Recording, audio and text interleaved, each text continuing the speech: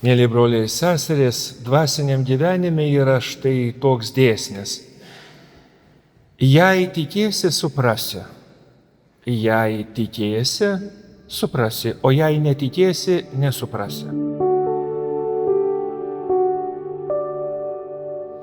Nu atrodytų iš tikrųjų kažkoks kalambūras.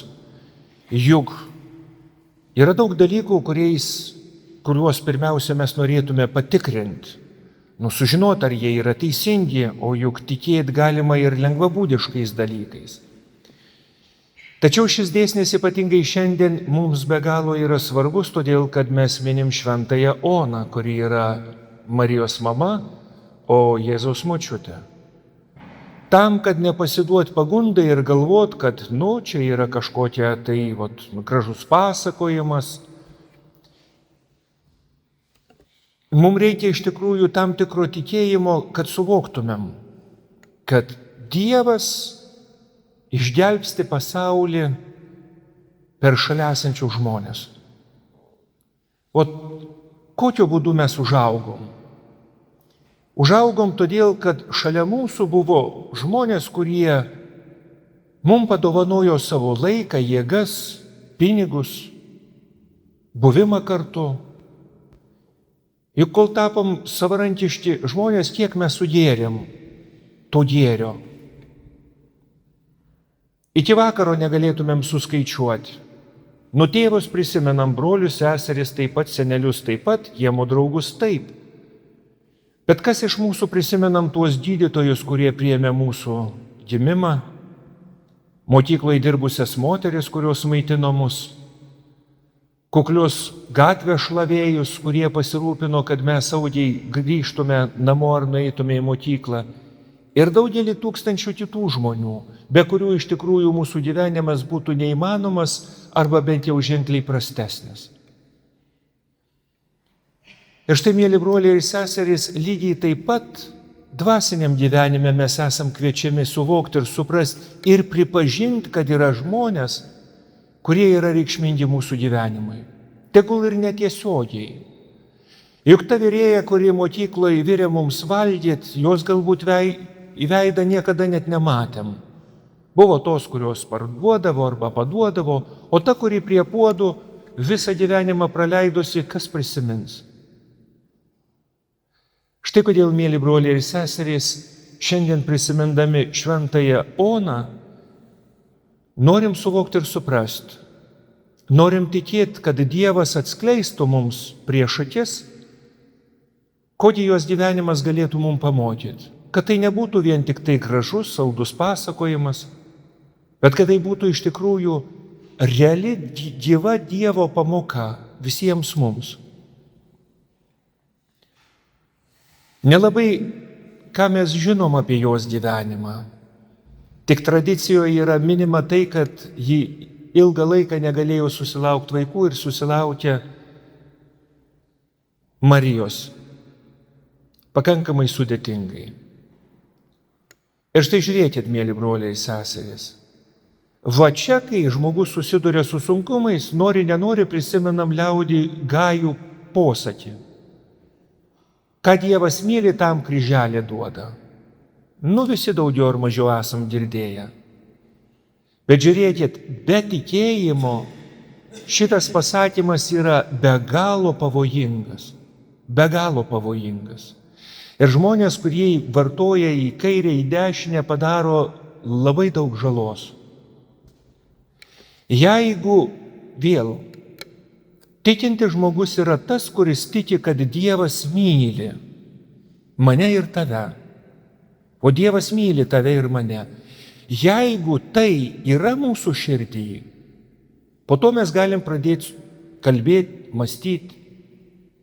Tokiu būdu tas dėsnis, apie kurį kalbėjom, jeigu tikėsi, suprasi, padeda mums teisingai suvokti, ką reiškia, kad Dievas myli, tam kryželį duoda. Žmogus, kuris netiki, neturi tos patirties, kad Dievas jį myli. Pirmoji vietoj ką galvoja? Gal Dieve, tu manęs nemylėk?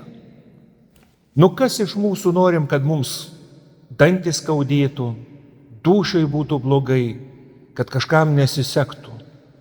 Ne vienas nenorim, bet juk tai yra gyvenimo dalis. Ir jeigu iš tikrųjų tie apsunkinimai, tas gyvenimo kryželis, liaudiškai kalbant, kyla todėl, kad Dievas myli, norom nenorom labai vaikiškai nuoširdžiai sakom, o jeigu Dievas mažiau mylės, gal mažesnis ir tas kryželis bus. Ir čia vėl galėtumėm nuleisti rankas ir pasakyti, ne taip yra. Argi Dievas tikrai jam gaila buvo pasirūpinti, kad ona nevargtų savo gyvenime? Juk štai žiūrėkim, jauna mergaitė susituokė su nepaprastai geru vyru. Gyvena labai gražiai, be triukšmo, be riksmų, be kažkokių skandalų. Tiesiog su humoru galėtume sakyti, nors pavydėk. Ir štai nėra vaikų. Nori, neturi. Liūdna. Atrodytų viskas yra, bet va yra kliūtis. Ir ta kliūtis nepasitraukia. Nei per metus, nei per 5 metus. Tradicija sako, kad ji jau sulaukusi pakankamai gražaus amžiaus buvo, kai susilaukė Marijos. Ir ji neša tą kryžių. Turi galimybę iš tikrųjų ir bumbėti, ir murmėti, ir būti nepatenkintai, tačiau ji nesirenka šito kelio.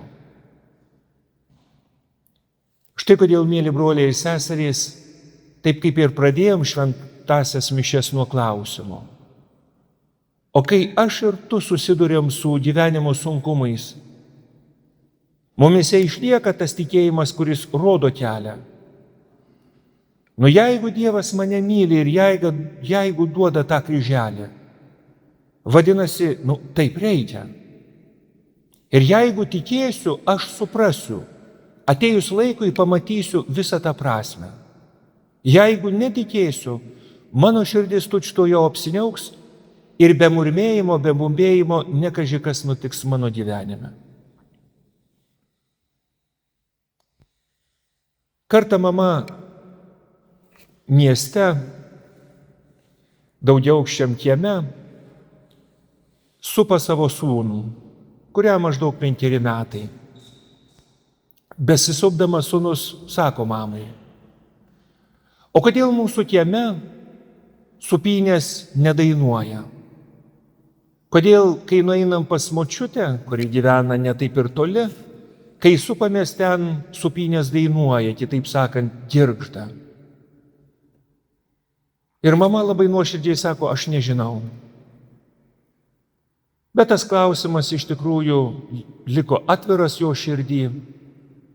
Ir karts nuo karto jį matydavo, kaip maždaug apie 9 valandą gerokai pagyvenęs vyras išeidavo į kiemą, vaikščiodavo, čiupinėdavo ten esančias supynės, karuseles, kažką pasilenkęs darydavo, kol galiausiai mobiliam telefone vienam iš kiemų tų vadinamų pokalbių jį parašo ir klausia, o gal žinot, ką jis daro?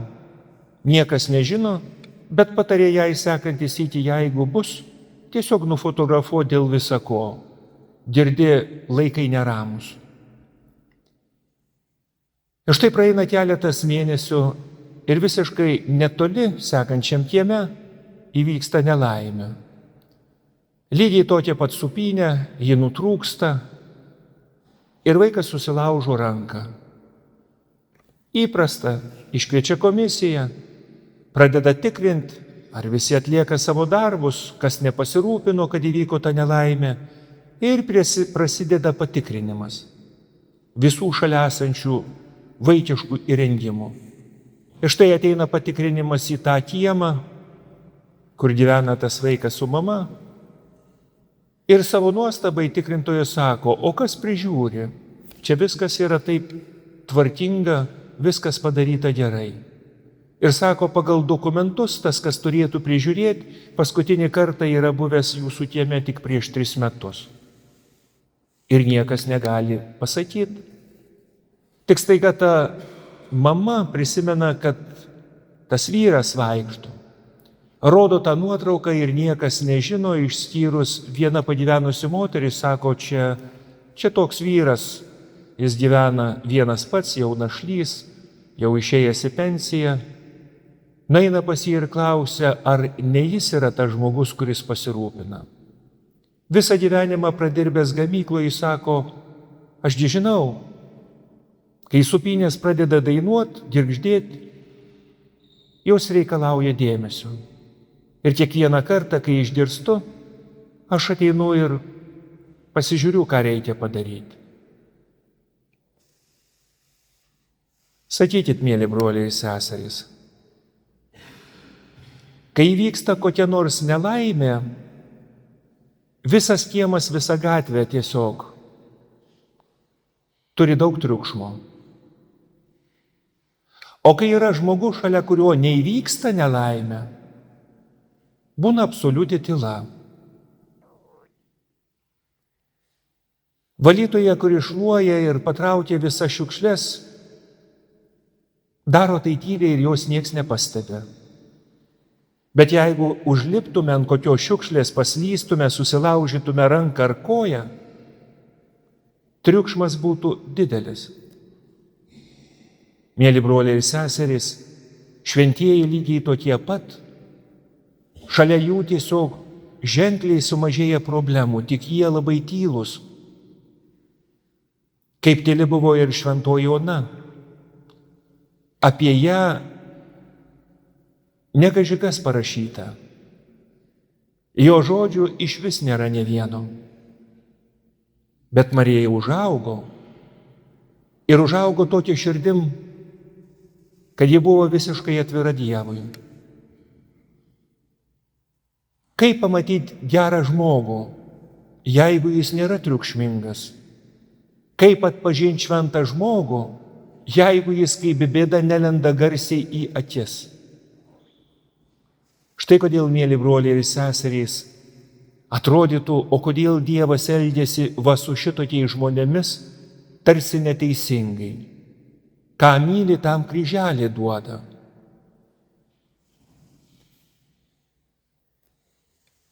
Štai vienas žmogus savo gyvenime patiria daug įvairiausių bėdų ir negandų. Ir jis labai nepatenkintas savo gyvenimu. Visiškai. Ir tiesiog beveik fiziškai jaučia, kaip kiekviena nesėkmė ir nelaimė, nuoskauda, tarsi kaip koks akmuo dedasi jam į širdį. Ir vieną dieną tiesiog pavardęs nuo viso gyvenimo eina tiesiog, net neina, bet sliūkina, nebeturėdamas jėgų niekur žvalgytis. Ir netikėtai užkliūva už akmens ir tiesiog pargriūva. Ir staiga jaučia, kaip visi tie akmenys, kuriuos surinko per savo gyvenimą, išsiberia lauk, iškrenta iš jo širdies. Labai keistai jaučiasi, tarsi palengvėjęs, bet neturi jėgų atsikelti ir staiga mato, kaip saulės spindulys, kuris iš tikrųjų pašviečia ant vieno iš tų akmenų, kuris atrodytų tamsus, beveik juodas, staiga sublizga. Savo nuostabai pradeda tyrinėti kitus akmenis, kurie irgi nėra šiaip savo, o yra tikri brangakmeniai. Ir staiga jis suvokia vieną paprastą taisyklę. Gyvenimo sunkumai tai nėra našta. Tai yra pamoka, kurią reikia išmokti. Tai yra brangakmenis, kurį reikia nutašyti, papuošti ir juo papuošti savo širdį. Kaip aš ir tu išmoksim kantrybės, jeigu nebus sunkumų? Kaip aš ir tu išmoksim suvaldyti liežuvį, jeigu nežinosim, kokį skausmą gali atnešti mūsų širdims neišmintingai, ne vietoj pasakytas žodis. Štai kodėl, mėly broliai ir seserys, šventieji buvo lygiai tokie pat žmonės kaip ir mes. Ne veltui liaudį yra sakoma, kad ne šventieji puodus lipdo. Tačiau šiuo atveju turi omeny, kad žmonės, kurie darė klaidas ir tapo šventaisiais, ne todėl, kad jie visą galvą buvo geresni kažkuom, ar kad jų gyvenimo aplinkybės buvo lengvesnės. Bet jie nuo mūsų skiriasi vieninteliu dalyku, kad suklydę tučto jau kėlėsi ir grįžo atgal. Štai kodėl šiandien melsdamiesi mes ir prašom, kad turėtumėm tokios drąsos, kad susidūrę su gyvenimo kliūtim nenuleistume rankų, nenukabintume nosies, bet sakytume su Dievo pagalba dar kartą bandysiu. Net jeigu mūsų gyvenimas yra labai tylus ir kaip šventoji Ona labai dažnai yra atvaizduojama, rankoj laikanti knygą ir mokanti Mariją skaityti. Juk lygiai taip pat aš ir tu savo gyvenimu, savo elgesiu mokom šalia esančių žmonės matyti arba nematyti Dievo veikimą mūsų gyvenimuose. Amen.